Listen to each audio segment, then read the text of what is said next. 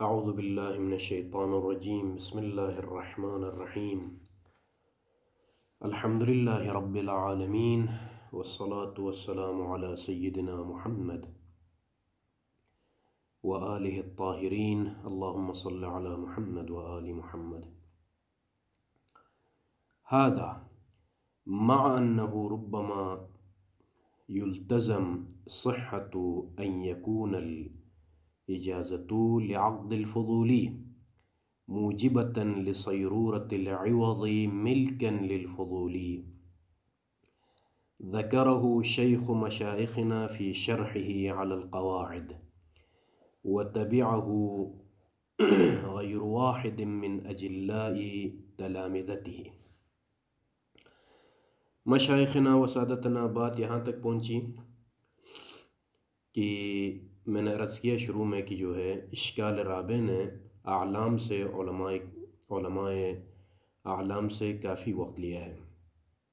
اشکال رابع یہ تھا کہ مسئلہ ثالثہ جو کہ بیع فضولی کا مشہور اور معروف مسئلہ، جس کی مثال ہم نے غاصب کی مثال دی کہ چونکہ مسئلہ ثالثہ میں بائع فضولی اپنے لیے فروخت کرتا ہے مبیع کو، یا مشتری فضولی اپنے لیے خریدتا ہے.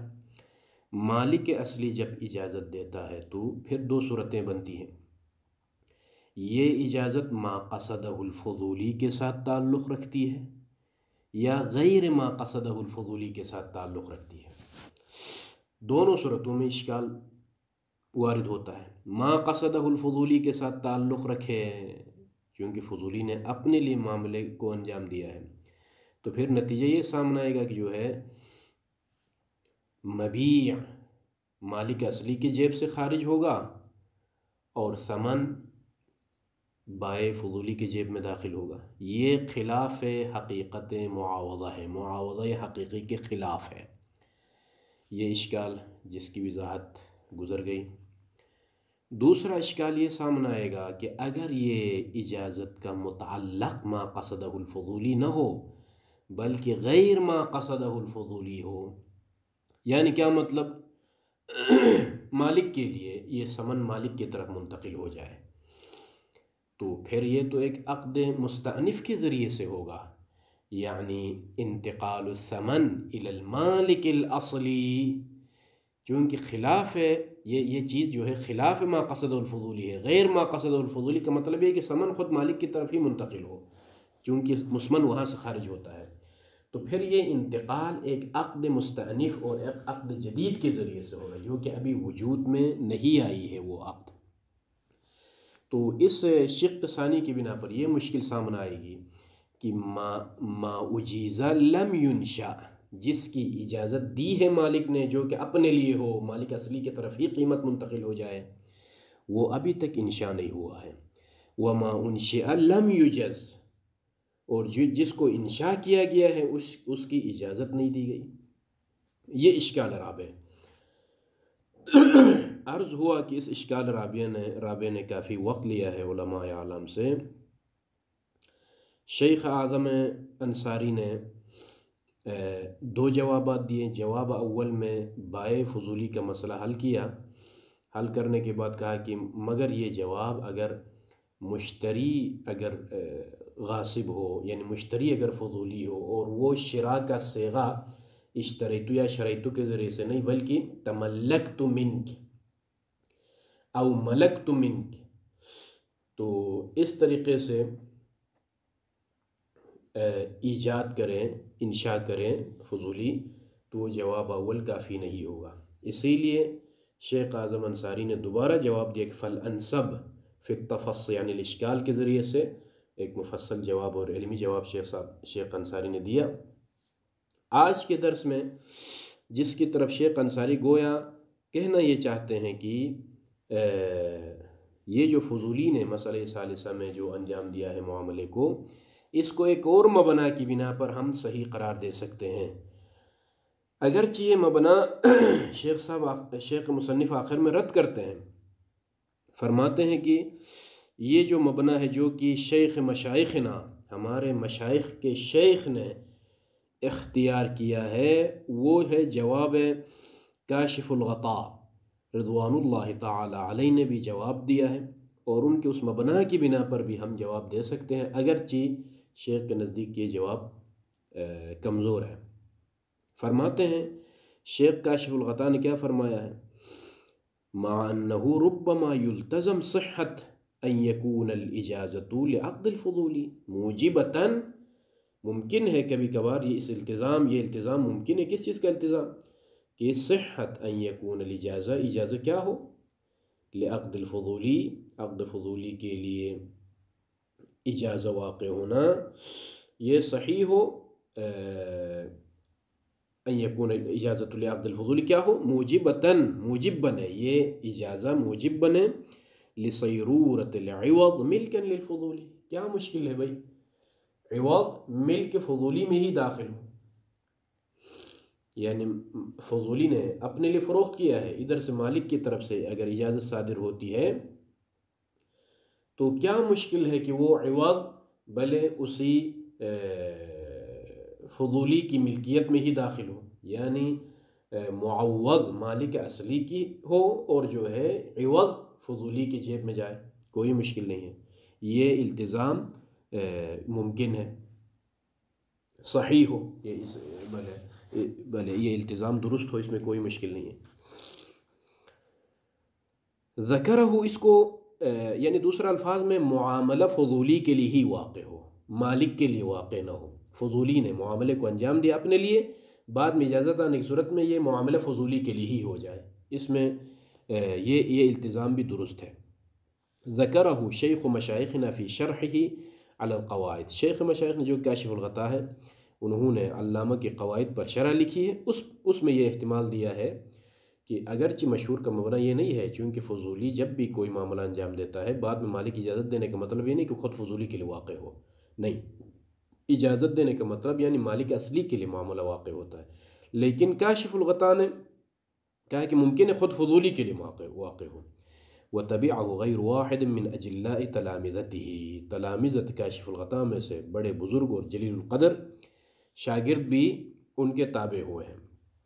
اچھا، اب یہ کیسے ممکن ہے کہ بھئی جو ہے مالک اصلی اجازت دے دے اور معاملہ فضولی کے لیے واقع ہو، کیسے ممکن ہے، اس کی توجیح کی ضرورت ہے، وضاحت کی ضرورت ہے، چونکہ ہمارے پاس یہ طے شدہ بات ہے کہ جو ہے بیع، تبادل اور مبادلہ حقیقی، المعاوضہ الحقیقی، جس میں جس شخص کی ملکیت سے چیز خارج ہو اسی کی ملکیت میں ثمن داخل ہو، یہ ہے بیع، یہ ہے معاملہ حقیقیہ۔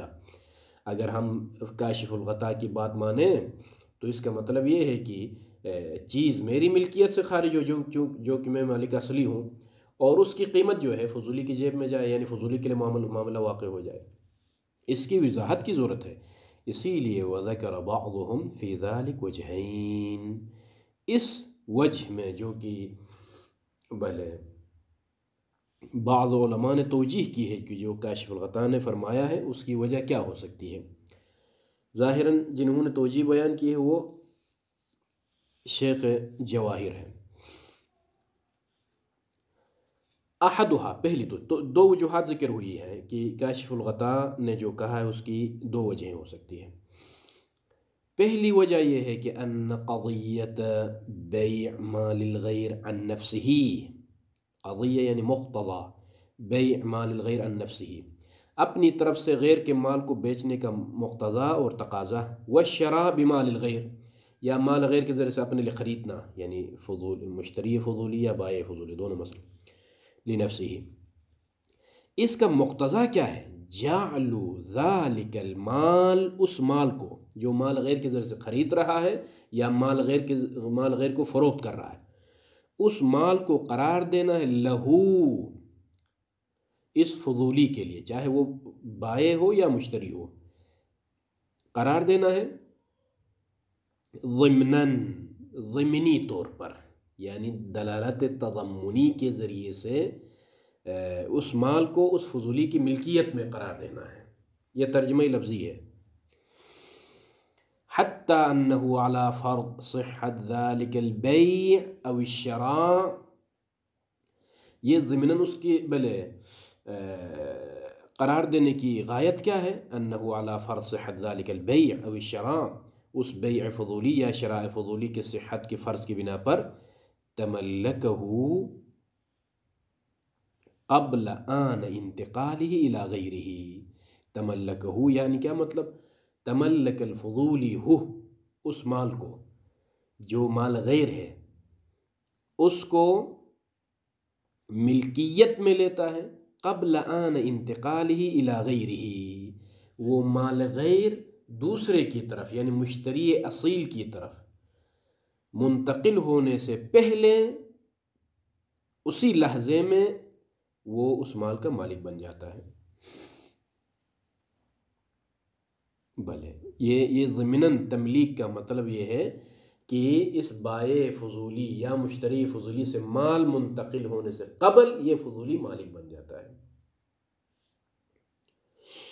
لیکون، کیوں یہ؟ لیکون انتقالہ، تاکہ اس مال کا منتقل ہونا، الیہ اس غیر کی طرف منتقل ہونا، عن ملکہ اس فضولی کی ملکیت سے ہو.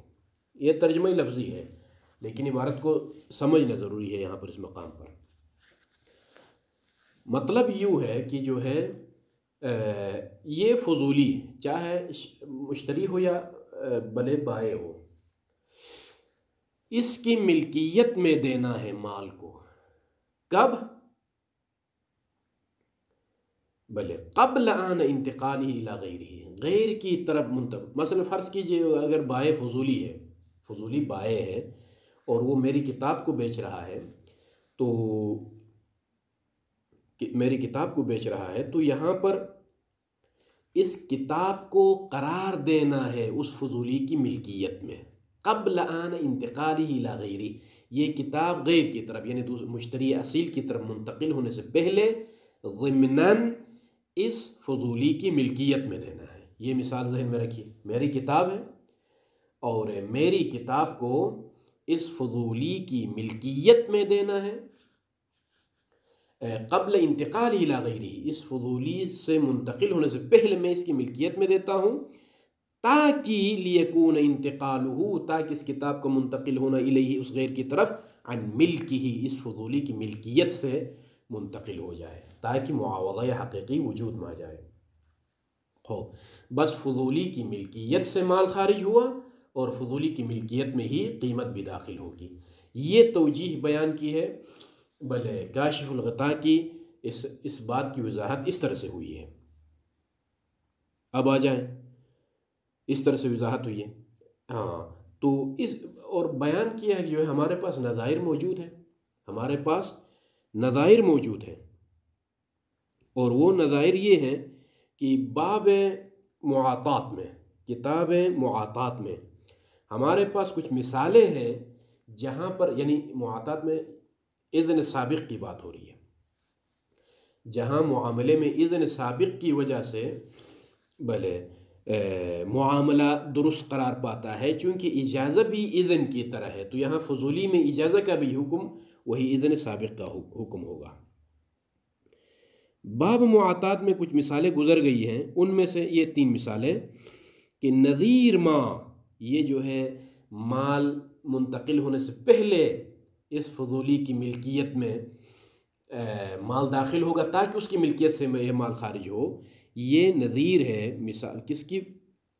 نظیر ما اذا قال اعتق عبدک عنی، اس مثال کی نظیر. یا دوسری مثال بیع مالی عنکا، یا اس مثال کی نظیر. او اشتری لک بمالی کذا، یا اس مثال. یہ 3 مثالیں، ایک مثال عتق کی، دوسری مثال بیع کی، تیسری مثال شراء کی. اب آ جائیں، یعنی باب اجازہ کو مختصر اور شدید اختصار کے ساتھ اگر بیان کیا جائے مطلب کو، باب اجازہ جو کہ فضولی کا باب ہے، اس کو باب اذن کے ساتھ قیاس کیا ہے، باب اذن کے ساتھ. تو جب باب اذن میں درست ہے اس طرح سے معاملہ کرنا، اور ملکیت تضمینی، ضمنی ملکیت وہاں جس طرح سے حاصل ہوتی ہے، اسی طرح باب اجازہ میں ملکیت ضمنی حاصل ہوگی. وہ کیسے؟ جیسا کہ نظیر اس طرح سے ہے کہ اعتق عبدک عنی، اس جملے کا معنی کیا ہے؟ تم اپنے غلام کو میری طرف سے آزاد کرو. یہ ظاہر جملہ ہے. وحال کہ یہ ظاہر جو معنی بیان ہو رہا ہے یہ درست نہیں ہے، اس لیے کہ ہمارے پاس یہ قاعدہ مسلم ہے کہ لا عتق الا فی ملک، لا عتق الا فی ملک، ملکیت میں نہ ہو تو پھر عتق اور آزادی بھی متحقق نہیں ہوتی ہے۔ لہٰذا یہ کہنا کہ اعتق عبدک عنی، عبد تمہارا ہوگا، آپ کی ملکیت میں عبد ہوگا لیکن آزاد میری طرف سے ہوگا، یہ معقول نہیں ہے۔ عتق میں ملکیت ہوتا ہے کہ جو ہے آپ کی طرف سے آزاد ہوگا۔ تو لہٰذا یہاں پر اس مشکل کو حل کرنے کے لیے توجیہ کیا بیان ہوئی ہے باب اذن میں، وہ یہ کہ اعتق عبدکا کا جو دلالت مطابقی ہے، جو اس جملے کی دلالت مطابقی ہے وہ یہ کہ بالمطابقہ، یہ جملہ دلالت کرتا ہے کہ عتق پر دلالت کرتا ہے، آزاد کرو، لیکن ضمناً ملکیت بھی سامنے آ رہی ہے۔ وہ ملکیت کیا؟ یعنی توجیہ اس طرح سے ہوئی ہے کہ ملکنی عبدک ثم اعتق عنی، اس طریقے سے، یعنی پہلے تم اپنے عبد کو میری ملکیت میں دے دو ہبہ کے ذریعے سے یا کسی اور معاملہ کے ذریعے سے، پھر اس کو آزاد کرو، پھر اس کو آزاد کرو۔ تو یہاں پر آپ ملاحظہ کر رہے ہیں کہ یہ جملہ مباشرتاً اور مستقیماً دلالت مطابقی کے ذریعے سے اذن فی العتق، عتق میں اذن پر مباشرتاً دلالت کرتا ہے کہ آزاد کرو بندے کو، لیکن ضمناً ملکیت پر بھی دلالت کرتا ہے، ملکیت ضمنی موجود ہے۔ مطلب یہ ہے کہ دلالت مطابقی کے ذریعے سے اذن فی العتق پر دلالت کرتا ہے، اور دلالت التزامی اس کی یہ ہے کہ جو ہے پہلے ملکیت ثابت ہو جائے، یعنی پہلے میری ملکیت میں دے دو پھر آزاد کرو، اس طریقے سے یہاں توجیہ بیان ہوئی ہے۔ دوسری مثال بیع مالی عنک، برے میرے مال کو اپنی طرف سے بیچو، یعنی مال میرا ہوگا لیکن معاملہ آپ اپنے لیے انجام دو، یہ بھی درست نہیں ہے، اس لیے کہ ہمارے پاس یہ مسلم چیز ہے کہ لا بیع الا فی ملک، جب تک ملک نہ ہو وہاں پر بیع متحقق نہیں ہوتی ہے۔ تو لہٰذا یہاں پر بھی ایک دلالت مطابقی ہے جو اس بات پر دلالت کرتی ہے، یہ دلالت مطابقی کی جو ہے الجملہ تدل علی البیع، علی الاذن فی البیع، بیع کو انجام دینے کے لیے اذن موجود ہے، یہ دلالت مطابقی ہے۔ دلالت التزامی کے ذریعے سے ملکیت پر دلالت کرتا ہے یہ جملہ، دلالت التزامی کے ذریعے سے ملکیت پر، وہ کیسے؟ بھلے میں اپنے مال کو آپ کی ملکیت میں دے رہا ہوں اور آپ اپنی طرف سے مال کو بیچیں، اس طریقے سے۔ او اشتری لک بمالی کذا، یا میرے مال کے ذریعے سے تم اپنے لیے کچھ خریدو، یہ شراء کی مثال ہے، یعنی مال میرا ہوگا اور اس کے ذریعے سے آپ خریدیں گے اور اس کے بدلے میں جو عوض آئے گا وہ آپ کی ملکیت میں داخل ہوگا، یہ بھی درست نہیں ہے، اس لیے کہ یہ خلاف ہے معاوضہ حقیقی ہے۔ معاوضہ حقیقی میں یہ ہے کہ جس کی ملکیت سے مال خارج ہو اسی کی ملکیت میں چیز داخل ہونا چاہیے، لیکن یہ جملہ کیا بتا رہا ہے؟ اشتری لک بمالی، مال میرا ہوگا اس کے ذریعے سے آپ اپنے لیے کوئی چیز خریدو، یہ خلاف معاوضہ حقیقی ہے۔ تو یہاں پر بھی توجیہ اس طرح سے کی گئی ہے کہ میں مال کو آپ کی ملکیت میں دیتا ہوں اور پھر اس سے اپنے لیے کوئی چیز خریدے، یہ ہے دلالت التزامی۔ اما دلالت مطابقی اذن فی الشراء، شراء یعنی خریدنے کے لیے آپ مجاز ہیں، آپ کے پاس اذن ہے، اس بات پر یہ جملہ دلالت کرتا ہے۔ تو یہاں پر فَهُوَ تَمْلِيكٌ ضِمْنِيٌّ حَاصِلٌ بِبَيْعِهِ أَوِ الشَّرَاءِ، بس یہ ایک تملیک ضمنی ہے، یعنی ضمن میں تملیک حاصل ہوتی ہے، بِبَيْعِهِ أَوِ الشَّرَاءِ، ہاں بیع کے ذریعے سے یا شراء فضولی کے ذریعے سے یہ چیز حاصل ہوتی ہے۔ تو یہاں پر یہ چیز یہ باب اذن میں، یہ مثالیں باب اذن کی ہے، جہاں پر باب معاطات میں یہ مثالیں گزر گئی ہیں، اور اذن پر بالمطابقہ یہ جملے دلالت کرتے ہیں، اور ضمناً اور دلالت التزامی کے ذریعے سے بلکہ دلالت تضمنیہ کے ذریعے سے، بلے عفواً التزامی میں نے کہا ہے، بلکہ دلالت تضمنیہ کے ہے، دلالت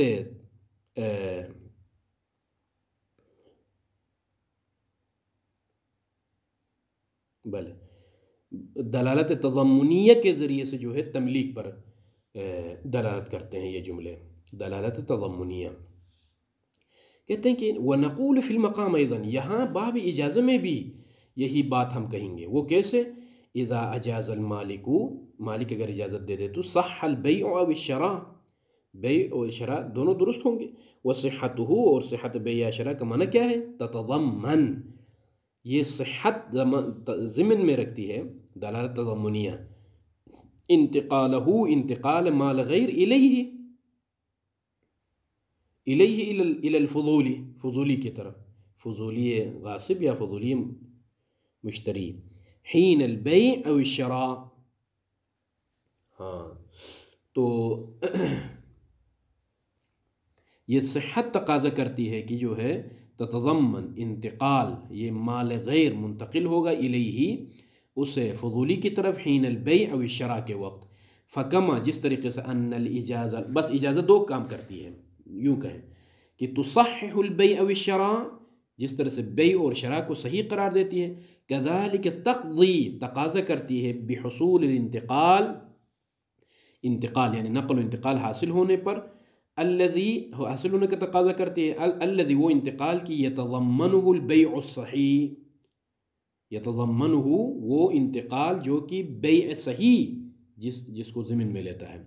فتلک الاجازۃ اللاحقۃ قائمۃ مقام الاذن السابق، اذن سابق کے قائم مقام ہے، قاضیۃ، اور یہ تقاضا کرتی ہے، بتملیکہ المبیع، مبیع کی ملکیت کا، لیقع البیع فی ملکہ، تاکہ یہ بیع اس فضولی کی ملکیت میں واقع ہو، ولا مانع منہ، اور اس میں کوئی مانع نہیں ہے، بس ختم، معاوضہ حقیقی متحقق ہوگا، بیع بھی ملکیت میں ہوگی، شراء بھی ملکیت میں ہوگی، اور معاوضہ حقیقی بھی متحقق ہوگا، بس وہ اذن والا کام اجازہ بھی کر رہا ہے۔ تو جس طریقے سے آپ لوگوں نے توجیہ کی اعتق عبدک عنی میں، بیع مالی عنک میں دلالت مطابقی بلے عتق پر، اور دلالت مطابقی بیع پر، دلالت مطابقی شراء پر، اور دلالت تضمنی کے ذریعے سے ملکیت کو آپ نے ثابت کر دی ان تمام مثالوں میں، تو وہی توجیہ ہم یہاں اجازہ میں بھی کریں گے، چونکہ اجازہ بھی وہی اذن کی طرح ہے، بس فرق اتنا ہے کہ معاملے سے پہلے ہو تو اذن ہے، معاملے کے بعد آ جائے تو اجازہ کہا جاتا ہے، تو اجازہ بھی اسی کے حکم میں ہے۔ تو بس اجازہ جس طریقے سے بلے بیع کو درست قرار دیتی ہے، اسی طریقے سے بلے اس ملکیت تضمنی پر بھی یہ اجازت دلالت کرتی ہے کہ گویا بلے آن واحد، یعنی اسی بیع اور شراء کے وقت یہ اس مبیع کا، اس مال کا یہ فضولی مالک بن جاتا ہے، اور نتیجے میں جو ہے وہ قیمت اسی کے جیب میں داخل ہوگی۔ بلے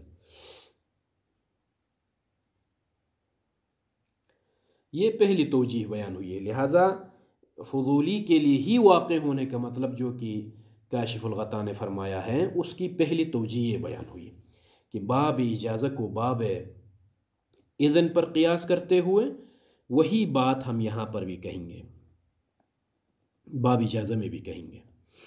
تو اسی لیے فرمایا کہ جو ہے نقول فی المقام اذن اذا اجاز المالک صح البیع او الشراء، اور صحت بیع والشراء تتضمن بلے انتقالہ انتقال المال الیہ الی الفضولی حین البیع او الشراء، یہ ہم بیان کریں گے۔ تو بس جس طریقے سے اجازہ مذکورہ تصحح البیع او الشراء، کذالک تقضی، تقاضا کرتی، بحصول الانتقال، حصول انتقال کا، الذی یتضمنہ البیع الصحیح، اس انتقال کا تقاضا کرتی ہے جو انتقال بیع صحیح ضمن میں لیتی ہے۔ فتلک الاجازۃ اللاحقۃ قائمۃ مقام الاذن السابق ہے، قاضیۃ بتملکہ المبیع لیقع البیع فی ملکہ ولا مانع منہ۔ دوسری توجیہ یہ بیان ہوئی ہے کہ جو ہے انہ لا دلیل علی اشتراط کون احد العوضین ملکا للعاقد فی انتقال بدلہ الیہ، ہمارے پاس کوئی دلیل نہیں ہے کہ عوضین میں سے ایک خود عقد کرنے والے کی ملکیت میں ہو تائین کی اس کا بدل اسی کی ملکیت میں جائے. ہمارے پاس اس پر کوئی دلیل نہیں. یعنی قیمت بائع فضولی کے جیب میں جانے کے لیے ضروری نہیں ہے کہ وہ مبیع جو بائع فضولی بیچ رہا ہے وہ مبیع کا مالک بھی ہو، ضروری نہیں ہے. بل یکفی، بلکہ کیا کافی ہے، ان یکون مأذونا فی بیعہ لنفسہ او الشراء بہ، بلکہ معذون ہو کہ بھئی آپ اپنے لیے بیچ سکتے ہو.